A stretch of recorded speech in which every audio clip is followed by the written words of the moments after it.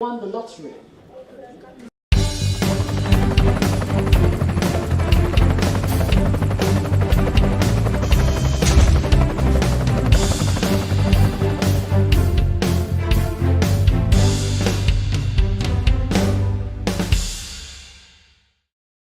Won the lottery.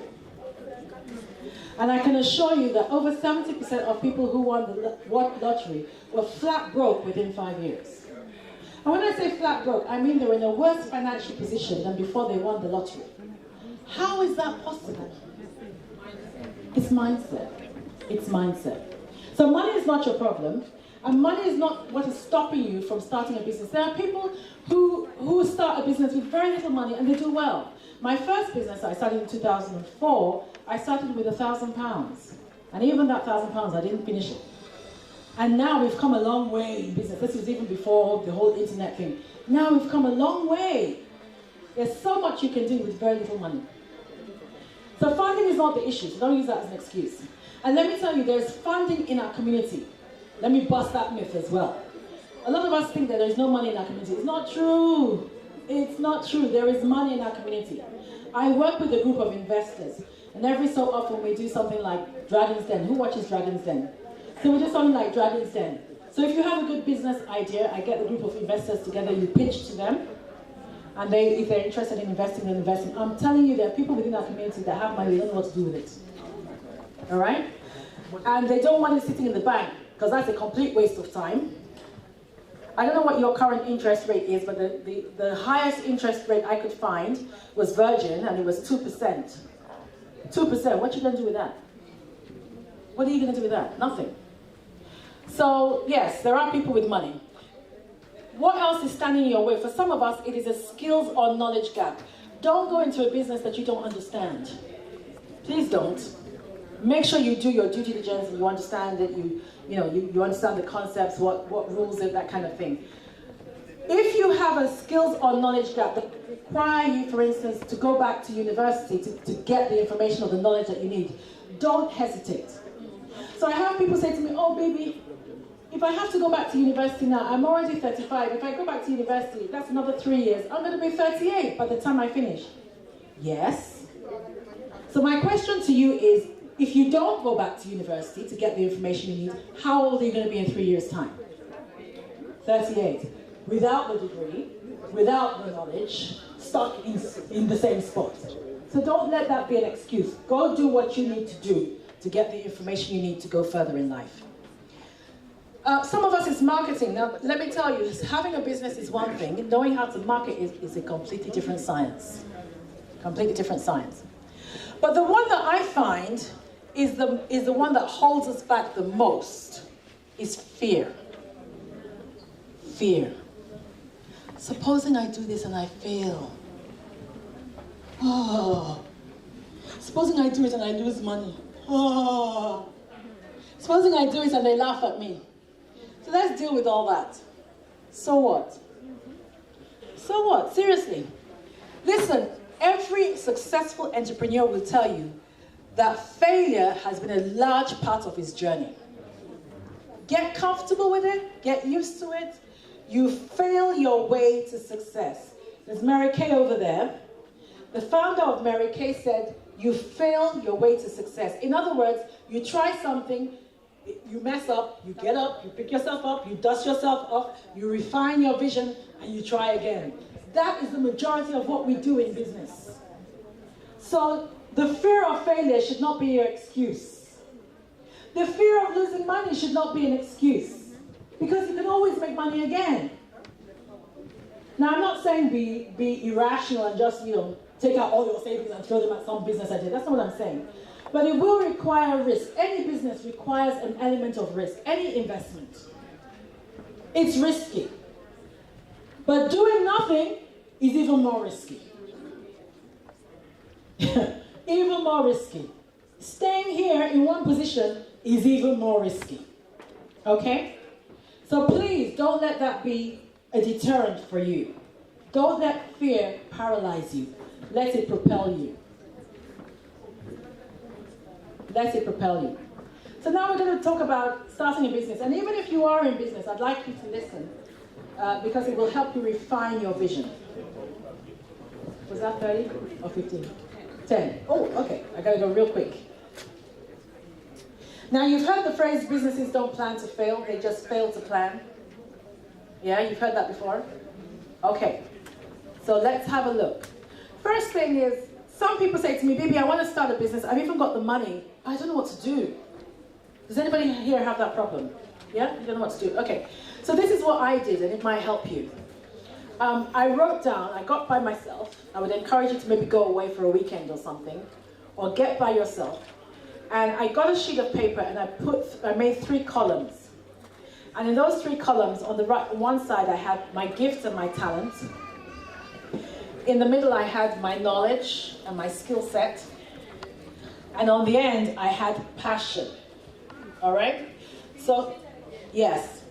So on the left-hand side I had my gifts and my talents. The second column I had my knowledge or experience or my skill set. And the third column, I had whatever I'm passionate about. So everything that you are gifted at, put it in one column. Everything. Your gift is what you do the best with the least amount of effort. That makes you look good, that somebody else would struggle to do. And it can be anything. Cutting hair is a gift. Knowing how to cut hair is a gift. Knowing how to cut grass. I know people who have made successful landscaping businesses. They started with cutting grass. Knowing how to tie, in my country they call it gilly, the head tie. That's a gift. Because I don't know how to do it. And whenever we have to go to one of our functions, my husband is praying that I won't have to wear that, because it always ends in tears. He will be pulling one end, I'll be pulling one end, I'll get my sons involved, they too will be pulling, it always ends in tears. So even that is a gift.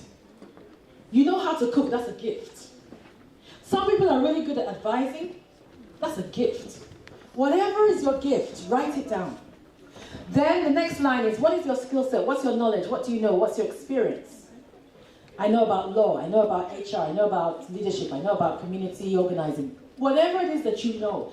Thank God we are in the information age. Everybody wants to know. Write it down. And then what are you passionate about?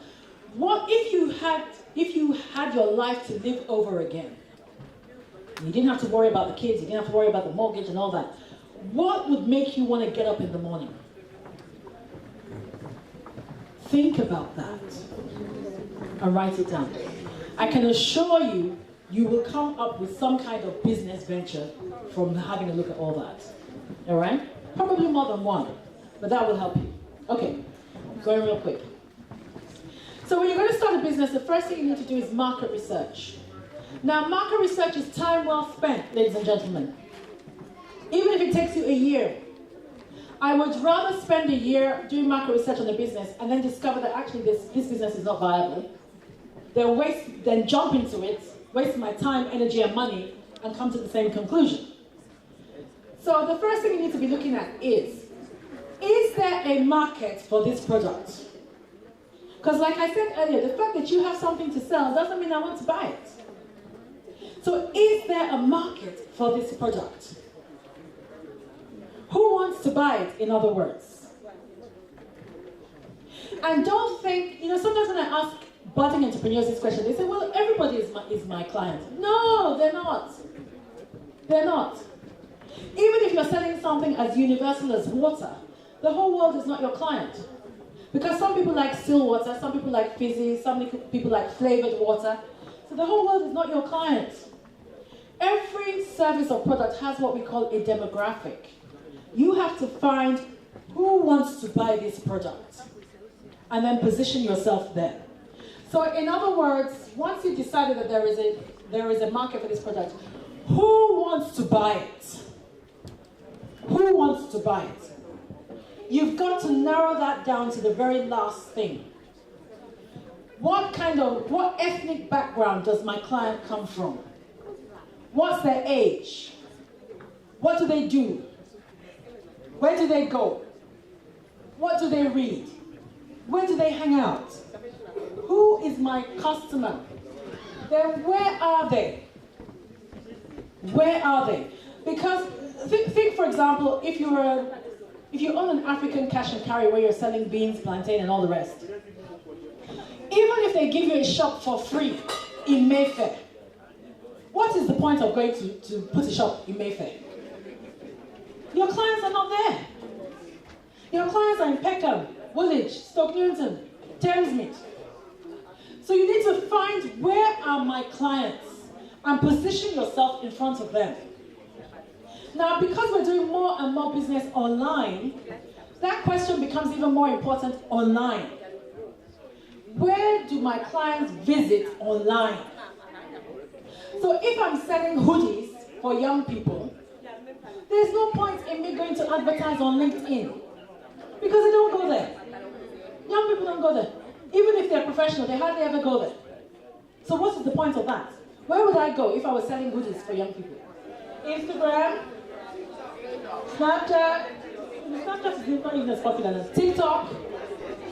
Yeah, that's where they are. So you need to know where they are, so you don't spend all your time and energy marketing over here when your clients are over there. All right? Can I keep going? 5 minutes more. Okay. So sorry, I'm not going to be able to finish, but that's fine.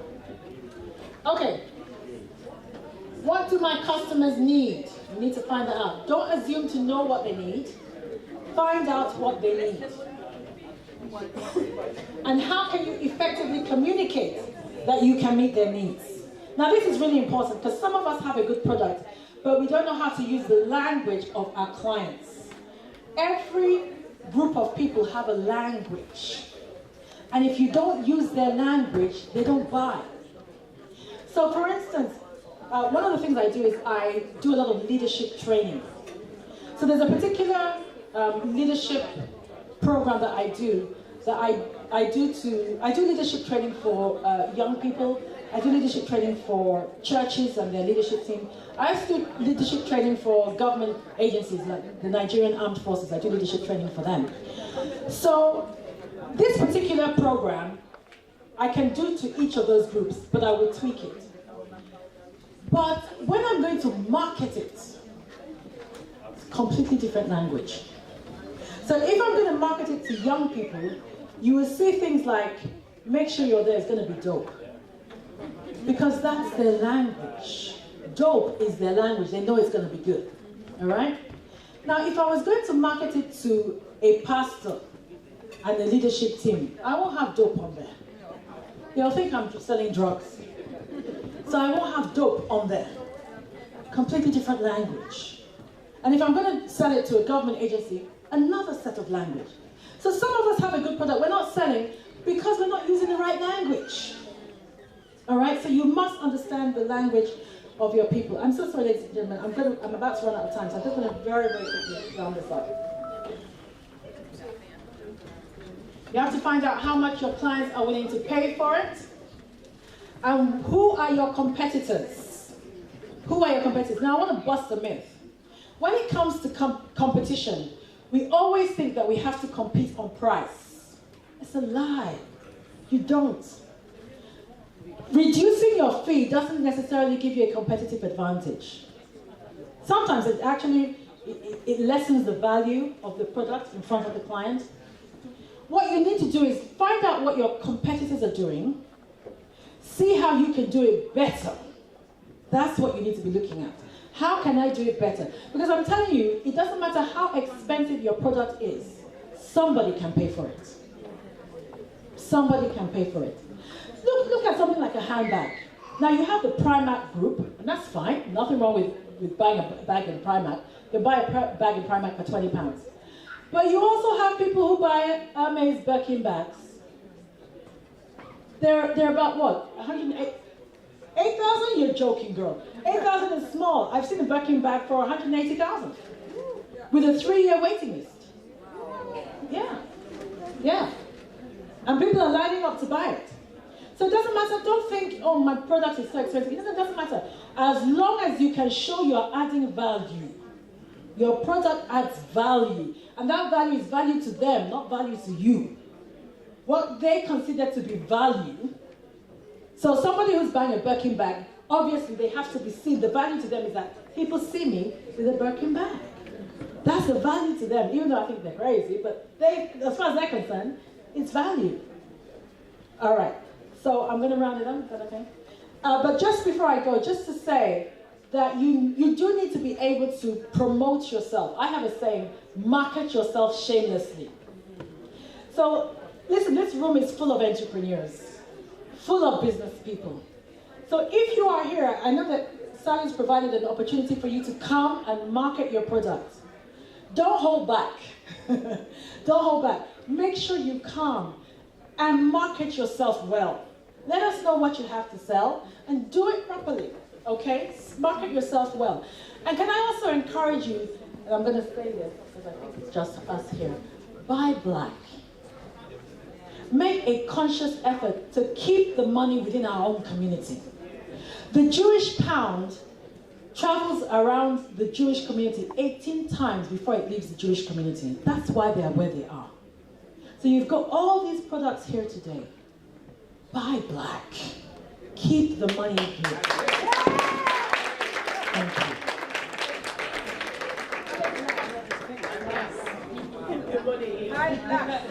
Can we just give another big round of applause? Wow.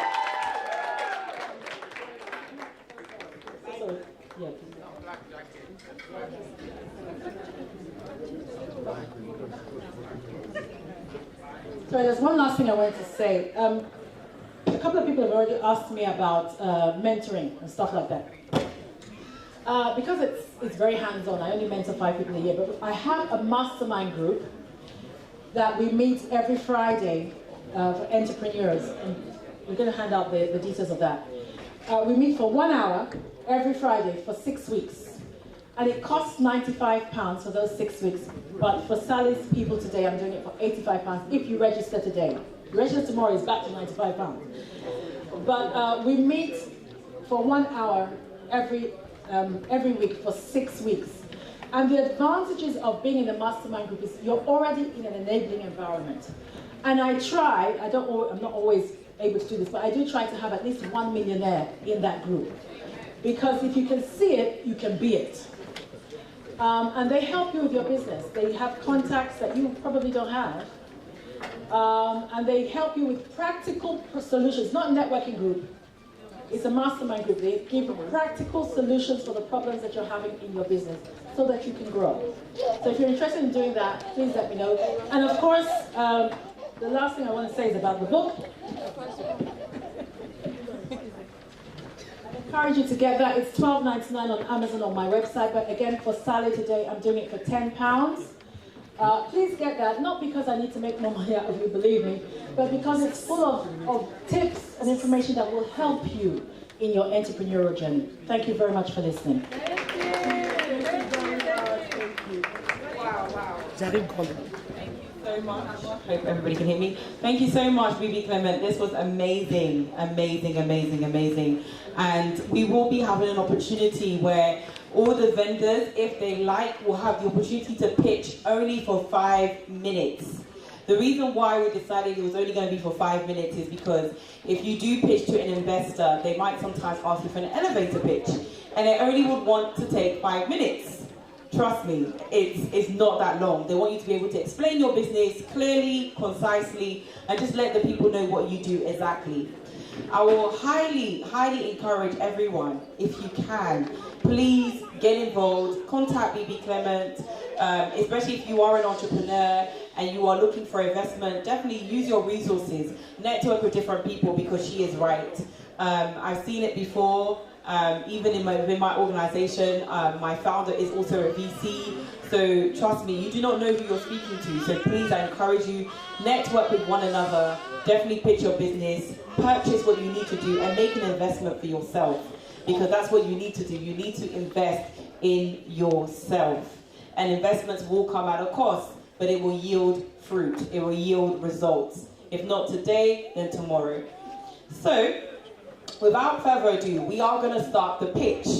Now, we have basically put the entrepreneurs here, the vendors. I've kindly gone to literally every stand, but in case I didn't, let me know. And you will have 5 minutes to be able to pitch your business to everyone. Okay? Now, please remember and note that I will be using my phone to time the 5 minutes, because I know some people might try to freestyle and win their way an extra 2 minutes, but I'm sorry, I'm on the clock. And I will be watching, so please respect the 5 minutes as we have so much going on. Also take advantage of going to the various stands. I'm seeing so much different organizations that are here.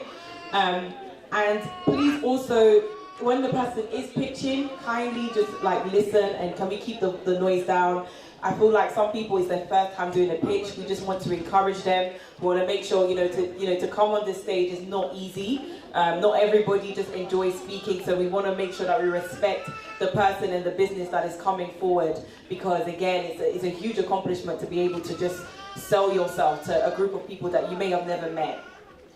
So, without further ado, we will start with our first entrepreneur, which is great because she's actually standing on the front row. So we'll definitely start with André Marie from Elite Capital. So can we give a big round of applause? Hello everyone, my name is André Marie, and